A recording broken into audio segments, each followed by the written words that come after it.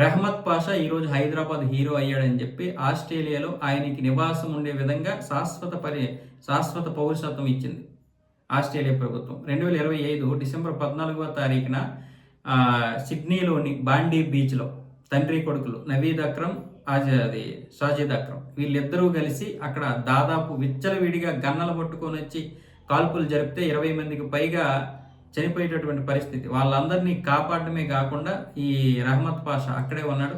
వాళ్ళని కాపాడి వీళ్ళిద్దరిని అడ్డగించాడు. దాంతో ఈయనకు కూడా గాయాలయ్యాయి. ఈయన మీద కూడా కాల్పులు జరిపితే ఈయన వెనక పిరుదుల మీద బుల్లెట్ తగిలింది. దాంతో ఈయన్ని కూడా ఆసుపత్రికి తీసుకెళ్లి ట్రీట్మెంట్ ఇప్పించారు ఆస్ట్రేలియా పోలీసులు. ఇప్పుడు హీరో అయ్యాడు. అదే నవీద్ అక్రమ్, షాజిద్ అక్రమ్ హైదరాబాద్ మూలాల్లో ఉన్నటువంటి వ్యక్తులు. ఆ విధంగా హైదరాబాద్కి చెడ్డ పేరు వచ్చింది. అలాగే రెహ్మత్ పాషా కూడా హైదరాబాద్కి చెందినటువంటి వ్యక్తి.